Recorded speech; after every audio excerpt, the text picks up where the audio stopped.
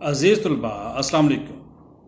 आज का हमारा लेक्चर अल्लामा इब्न खल्दून के मुताबिक निसाब तालीम क्या होना चाहिए।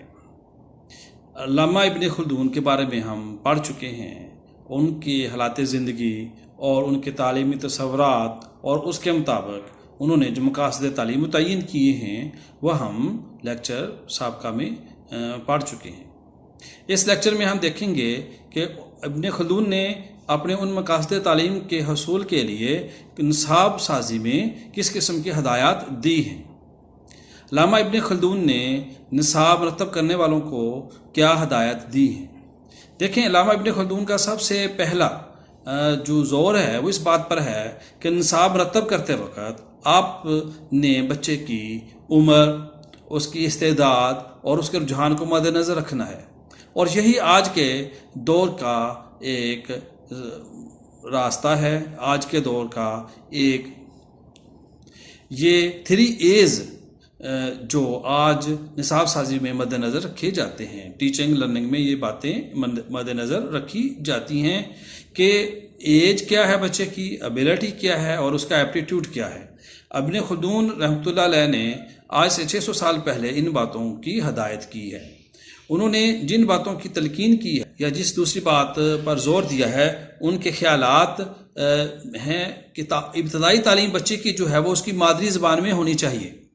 उसकी मादरी ज़बान जो भी है तालीम उसकी उसी ज़बान में होनी चाहिए। हम देखते हैं उसी दौर में इस्लाम चूँकि बहुत वसी इलाकों में फैल चुका था और अजम के इलाके जो हैं वो भी दार इस्लाम में दाखिल हो चुके थे। और सन 14वीं सदी जिसे हम कहते हैं, 14वीं सदी उनका दौर चूँकि 14वीं सदी और 15वीं सदी पर में शामिल है, 1332 से 1406 ईस्वी। ठीक है, तो हम देखते हैं कि इस्लाम अरब के इलाकों से निकलकर एशियाई कोचक, यूरोप, अफ्रीका के मुल्क में फैल चुका था। इब्न खल्दून ने दूसरी जो हदायत की है वो बच्चे की तालीम, इब्तदाई तालीम उसकी मादरी ज़बान में देने की तलकीन की है। वो कहते हैं कि बच्चे की इब्तदाई तालीम उसकी अपनी मादरी ज़बान में होनी चाहिए। अगर आप अजनबी ज़बान में तालीम देंगे वो तालीम निस्फ तालीम कहलाएगी। अब निस्फ तालीम बच्चे को दें, वो सारी ज़िंदगी जो है वो इल्म हासिल करने में मुश्किलात का शिकार रहेगा। वो दूसरी ज़बान को सीखने में आधी ज़िंदगी गुजार देगा, आधा वक्त उसका उसी में गुजर जाएगा। अब आज के दौर में भी ये बात बड़ी वाज़ेह है। हमारा पाकिस्तान का जो माहौल है, हम देखते हैं कि यहाँ इंग्लिश मीडियम, इंग्लिश का सब्जेक्ट, इंग्लिश के निसाब का दौरा है और उसके नतीजे में हमारे नौजवान अपनी कुदरती सलाहियतों की नशोनुमा नहीं कर पाते। अल्लामा इब्न खल्दून बच्चे को उसकी मादरी ज़बान में तालीम देने के हामी हैं। वो कहते हैं कि जब हम किसी दूसरी ज़बान में तालीम देते हैं तो बच्चे के लिए अजनबी होती है, उसको ज़्यादा वक्त दूसरी ज़बान सीखने में गुजारना पड़ता है। उसकी ज़हनी सलाहियतें, उसका वक्त दूसरी ज़बान सीखने में गुजर जाता है और वो अपनी मादरी ज़बान में अगर उसे इल्म दिया जाए तो वो बहुत सारी बातों जो वो बचपन में सीखता आया है, घरों में देखता आया है, उससे वो महरूम होता है, चूँकि वो अजनबी ज़बान में पढ़ रहा होता है और अजनबी ज़बान का माहौल, मजाज चूँकि उसे पता नहीं होता, तो इसलिए फिर उसे जो तालीम मिलेगी वो तशना होगी। उसको वो निस्फ़ तालीम कहते हैं। वो कहते हैं कि निस्फ़ तालीम कैसे मुकम्मल तालीम के बराबर हो सकती है। इसलिए इमाम गज़ाली रहमतुल्लाह अलैह ने तालीम के लिए जो है वो मादरी ज़बान का इंतखाब किया है। फिर वो कहते हैं कि जब हम बच्चों को तालीम दें तो उसमें तरजीह जो है वो देनी चाहिए। वो कहते हैं कि सबसे पहले हम बच्चे को हिसाब की तालीम दें। हिसाब किताब, हिंसा, वो उसकी अमली ज़िंदगी में भी काम आएगा और फिर उसकी ज़हनी नशोनुमा में भी काम आएगा। फिर कहते हैं इसके बाद कुरान पाक की तालीम शुरू की जाए, क्योंकि इब्तिदा में बच्चे की फ़िक्र नापुख्ता होती है और इस वजह से बच्चा जो है मुश्किल और दकीक किस्म के अलूम को हासिल नहीं कर सकता। तो हिसाब किताब जो है वो आसान होता है और टू दी पॉइंट होता है। बच्चा अगर हिसाबदानी में माहिर हो जाए तो फिर उसे जो है वो आला तालीम हासिल करने में, आला और मुश्किल अलूम हासिल करने में कोई मुश्किल पेश नहीं आएगी। علامہ ابن خلدون کہتے ہیں کہ جب وہ حساب اور مادری زبان میں مہارت حاصل کر لے گا، جب اسے حساب دانی، ہندسہ، جیومیٹری، اس قسم کی چیزیں آ جائیں گی، اور پھر وہ اپنی مادری زبان کو اچھے طریقے سے پڑھ لے گا، سیکھ لے گا، اور اس کے ذخیرہ الفاظ اتنے ہوں گے کہ جب وہ اعلیٰ علوم حاصل کرے گا تو پھر اسے مشکلات درپیش نہیں ہوں گی، اور وہ آسانی کے ساتھ مشکل علوم کو، مشکل فنون کو حاصل کرنے میں کامیاب ہو جائے گا۔ علامہ ابن خلدون نے علوم کو دو اقسام میں تقسیم کیا ہے۔ وہ کہتے ہیں کہ علوم جو ہیں وہ عقلی ہیں یا نقلی ہیں۔ عقلی علوم کو وہ طبعی علوم کہتے ہیں، معقولات بھی کہلاتے ہیں۔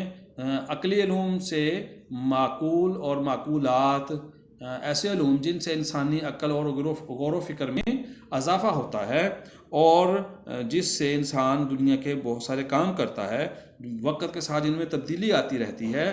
سابقہ ادوار میں کچھ لوگوں نے کام کیا اور آج کے دور میں وہ کام ابتدائی شکل کا تھا، اس کو تبدیل کر کے اس کی جدید شکل دے دی، تو ایسے علوم جو ہے وہ ابن خلدون ان کو عقلی علوم قرار دیتے ہیں، جن میں منطق، فلسفہ، ہندسہ، طبیعیات، معدنیات، دھات سازی، پارچہ بافی، طب، زراعت، انجینئرنگ، وکالت، موسیقی وغیرہ۔ دیکھیں آج کے دور کے علوم تو بہت وسیع ہیں، اور ابن خلدون کے نقطہ نظر کے مطابق جو ہے علوم میں بہت زیادہ تبدیلیاں ہو گئی ہیں، اور عقلی علوم کا دور دورہ ہے۔ اور ان کے دور میں جو علوم مروج تھے، ان علوم میں منطق، فلسفہ، ہندسہ، طبیعیات، معدنیات، دھات سازی، پارچہ بافی، طب، زراعت وغیرہ یہ بڑے اہم ہوا کرتے تھے۔ ان کو وہ عقلی علوم کہتے تھے۔ وہ کہتے ہیں کہ جب بچہ ان علوم کو حاصل کرتا ہے یا انسان ان علوم کو حاصل کرتا ہے تو اس کے غور و فکر، اس کی سوجھ بوجھ میں اضافہ ہوتا ہے، اور ان کی مدد سے پھر وہ معاشرے میں رہنے سہنے کے قابل ہوتا ہے، معاشرے کے مسائل کو حل کرتا ہے، اور معاشرے کے مسائل کو حل کرنے سے نئی نئی چیزیں دریافت کرتا ہے، جس سے انسانی زندگی آسان ہوتی ہے، مشکلات پر قابو پانے سے نسل انسانیت کو فائدہ ہوتا ہے۔ اب اس کے بعد وہ کہتے ہیں کہ نقلی علوم، دوسرا جو علوم کی انہوں نے تقسیم کی ہے، اس کو وہ نقلی علوم کہتے ہیں۔ نقل سے مراد ایسے علوم جن کا سرچشمہ قرآن پاک ہے۔ جب قرآن پاک نازل ہوا تو ابتدائی شکل میں صحابہ کرام نے اس کو یاد فرما لیا۔ جب انہوں نے اس کو حفظ کر لیا اور پھر وہ سینہ بسینہ دوسرے صحابہ کو منتقل ہوا، جب اس کو لکھ بھی لیا گیا تھا تو پھر اس کی کتابی شکل جو ہے وہ آگے اسی طرح جو ہے وہ کاپی کر کے یا نقل کر کے آگے پھیلائی گئی۔ فرق اس میں صرف اتنا ہوا کہ حضرت ابو بکر صدیق رضی اللہ تعالیٰ عنہ کے دور میں جب جنگ یمامہ میں حفاظ کرام بڑی تعداد میں شہید ہو گئے، تو حضرت عمر رضی اللہ تعالیٰ عنہ نے مشورہ دیا کہ قرآن پاک کو ایک جگہ یکجا کیا جائے۔ تو حضرت ابو بکر صدیق رضی اللہ تعالیٰ عنہ نے قرآن پاک جو تحریری شکل میں موجود تھا، جہاں جہاں جن کے پاس جو آیات جو قرآنی صورتیں موجود تھیں، ان کو ایک جگہ اکٹھا کیا، اور اکٹھا کرنے کے بعد وہ ایک کتابی شکل اختیار کر گیا۔ حضرت عثمان غنی رضی اللہ تعالیٰ عنہ کے دور میں اسی جو مصحف تھا، اس مصحف جو ابو بکر صدیق رضی اللہ عنہ نے ایک جگہ کتابی شکل میں اکٹھا کیا تھا، اس کی نقلیں کروائیں، اور ان نقول کو انہوں نے خلافت کے تمام دور دراز علاقوں میں پھیلا دیا، تاکہ لوگوں کی قرأت ایک ہی رہے، اور وہ عجمی لہجے کی وجہ سے اس میں فرق نہ کریں، کیونکہ جب ہم قرأت ڈیفرنٹ کریں گے تو پھر ابو بکر صدیق رضی اللہ تعالیٰ عنہ کے دور میں جو مصحف اکٹھا کیا گیا تھا، قرآن جو ہو کتابی شکل میں مختلف اشیاء پر لکھا ہوا تھا، حضرت عثمان غنی رضی اللہ تعالیٰ عنہ کے دور میں اس کی نقول تیار کر کے خلافت کے مختلف علاقوں کو بھیج دی گئیں، تاکہ تمام مسلمان عرب قرأت پر قائم رہیں، تاکہ تلفظ میں کوئی فرق نہ آئے۔ حجاج بن یوسف رحمۃ اللہ علیہ نے قرآن کے اوپر، قرآن کے الفاظ کے اوپر اعراب لگا دیے، لیکن جو پہلی آیت اقرا بسم ربک الذی اتری اور اینڈ آخری آیت الیوم اکمل، تو ان تمام کے درمیان جتنا قرآن اترا وہ سارے کا سارا کتابی شکل میں محفوظ ہے، اور آج ہمارے سینوں میں بھی محفوظ ہے، اور کتابی شکل میں بھی ہمارے گھروں میں موجود ہے۔ تو یہ چونکہ اس کو ہم اسی طریقے سے منوعاً یاد کرتے ہیں، اگلی نسل کو پہنچاتے ہیں، اس وجہ سے ان علوم کو نقلی علوم کہا گیا، کہ جن کو ہم تبدیل نہیں کر سکتے، جن کے مفہوم کو تو ہم مختلف انداز میں مختلف ادوار میں بیان کیا گیا ہے، لیکن اس کے اسکرپٹ کو، اس کے مواد کو ہم تبدیل نہیں کر سکتے۔ تو اس لحاظ سے نقلی علوم سے مراد وہ علوم ہیں جن کا سرچشمہ قرآن پاک ہے۔ جب قرآن پاک لوگوں نے سمجھنا شروع کیا تو پھر تفسیر کا علم پیدا ہوا۔ اب تفسیر کا علم قرآن پاک کا فہم ہے، چونکہ عرب کے لوگ تو اہل زبان تھے، قرآن ان کی زبان میں تھا، تو اس لیے ان کو قرآن سمجھنے کے لیے جو علم دریافت ہوا یا جو علم آگے لے کر چلے اس کو تفسیر کہا گیا، یعنی قرآن کے آیات کی وضاحت۔ اور جب ہمارے علاقوں میں قرآن پاک آیا تو اس کو پھر ہم نے جو ہے وہ جب اپنی زبانوں میں کنورٹ کیا تو اس کو ہم کہتے ہیں ترجمہ کرنا۔ تو قرآن پاک کا ترجمہ، قرآن پاک کی تفسیر اگر ہم اپنی ہی زبان میں کرتے ہیں، ترجمہ کر لیں، اس کو تھوڑا سا وضاحت سے بیان کر دیں تو تفسیر ہو جاتی ہے۔ تو پھر اس کے بعد احادیث نبی کریم صلی اللہ علیہ وآلہ وسلم کی قول فعل، اور جس پر آپ نے خاموشی اختیار کی اس کو احادیث کہتے ہیں، ٹھیک ہے، سنت رسول کہتے ہیں۔ تو اس کو صحابہ کرام نے اس وقت یاد رکھا اور پھر آگے سینہ بسینہ منتقل ہوئے، اور پھر ہمارے جید علماء کرام نے ان احادیث کو وہ صحیح روایت کے ساتھ نقل کیا، کتابی شکل اختیار کی۔ تو اس لیے آج ہمارے پاس جو متفقہ 6 کتابیں ہیں جنہیں ہم صحیح ستہ کہتے ہیں، اور بھی کافی کتابیں ہیں۔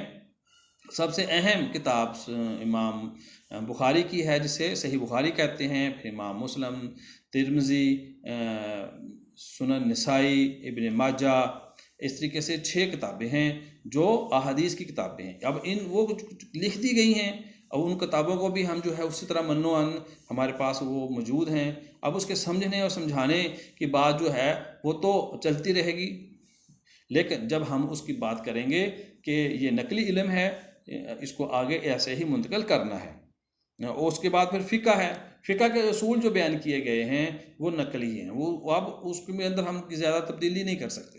تو لیکن فقہی مسائل کو وقت کے ساتھ ساتھ اس کے اندر جو ہے وہ تو کچھ زمانے کے لحاظ سے مسائل جب درپیش ہوں گے تو اس کے اندر کچھ تبدیلی آ جائے گی، لیکن اس کو بھی ہم نقلی علم ہی کہتے ہیں۔ اور اس کی طرح لغت جسے ڈکشنری کہتے ہیں، تو ڈکشنری کے الفاظ جو ہیں وہ جب ہم اکٹھے کر کے اس کو ایک کتابی شکل میں دیتے ہیں، زبان کے الفاظ ڈکشنری کی شکل اختیار کرتے ہیں، جس کو ہم اردو میں لغت کہتے ہیں۔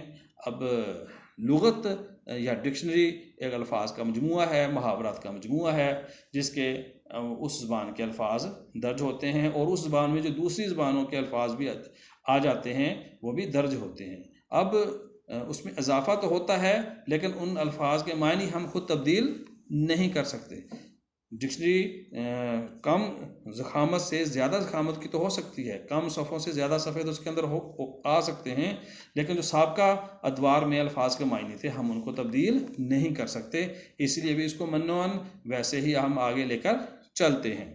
تو اس طریقے سے علامہ ابن خلدون نے علوم کی جو 2 اقسام بیان کی ہیں، اس کے اندر سب سے اہم نقلی علوم ہیں، جس کی بنیادی چیزیں، بنیادی علوم قرآن، حدیث، فقہ، اسلامی عقائد، یہ تمام مسلمان طلباء کو سیکھنے ہیں۔ تمام مرد و زن، اور جو علم حاصل کرنے کا حکم دیا گیا ہے اس کے اندر جو بنیادی علم ہے وہ ہر مرد و زن نے جو حاصل کرنا ہے وہ قرآن پاک، پورے قرآن پاک کا فہم، احادیث، فقہ کا علم، اسلامی عقائد کا علم، وہ تمام شامل ہے۔ اب دوسرا علم ہے جسے ہم عقلی علوم کہتے ہیں، دوسری اقسام علم کی ہیں جنہیں ہم عقلی، تو اس پر ہم پہلے گفتگو کر چکے ہیں کہ وہ تمام علوم جو وقت کے ساتھ ساتھ تبدیل ہو سکتے ہیں، سائنس ٹیکنالوجی کا علم، منطق، فلسفہ، میتھ، ریاضی، جتنی سائنسز کا علم ہے، ان تمام علوم کو علامہ ابن خلدون عقلی علوم کہتے ہیں معقولات، عقل سے اور غور و فکر سے پیدا ہونے والا علم، اس کو ہم عقلی علم کہتے ہیں۔ تو علامہ ابن خلدون کے مطابق علوم کی دو اقسام ہیں جس کو ہم دوبارہ دہرا لیتے ہیں۔ پہلی ہے طبعی علوم، انہیں عقلی علوم یا معقولات کہتے ہیں، اور دوسرا علم جسے ہم نقلی علوم یا منقولات کہتے ہیں۔ تو جب ہم آگے پڑھیں گے تو ہمیں ان دو الفاظ سے واسطہ پڑتا ہے، نقلی علوم یا عقلی علوم، معقولات یا منقولات۔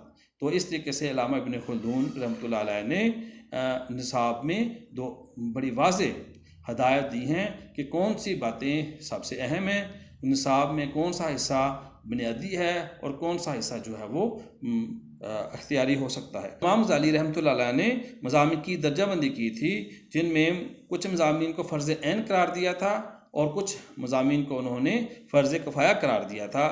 لازمی مضامین کو ہر مسلمان نے حاصل کرنا ہے اور فرض کفایہ ہر مسلمان جو ہے وہ حاصل تو کرے گا، لیکن سارے ایک ہی مضمون حاصل نہیں کریں گے۔ قرآن، حدیث، فقہ تو سب پڑھیں گے، لیکن ڈاکٹر سب نہیں بنیں گے، زراعت پیشہ سب نہیں ہوں گے، پارچہ باف سب نہیں ہوں گے، سنت و حرفت سب نہیں کریں گے۔ کچھ لوگ سنت و حرفت کریں گے، کچھ لوگ پارچہ بافی کریں گے، کچھ لوگ زراعت میں کام کریں گے، کچھ لوگ فیکٹریوں میں کام کریں گے۔ تو اس طریقے سے جو فرض کفایہ ہیں وہ لوگ اپنی چوائس کے مطابق کام کریں گے، اپنی پسند کے مطابق کام کریں گے۔ اور اسی چیز کو علامہ ابن خلدون نے عقلی علوم اور نقلی علوم کے تحت تقسیم کیا ہے۔ علامہ ابن خلدون کہتے ہیں کہ عقلی علوم جو ہیں وہ وہی فرض کفایہ کے علوم ہیں جو ہم حاصل کریں گے تو ہم معاشرے میں فائدہ اٹھائیں گے اور ان علوم کو بہتر کریں گے، ان میں ترقی دیں گے، تو نسل انسانی کو ان سے فوائد حاصل ہوں گے، اور نقلی علوم ہر مسلمان نے حاصل کرنے ہیں۔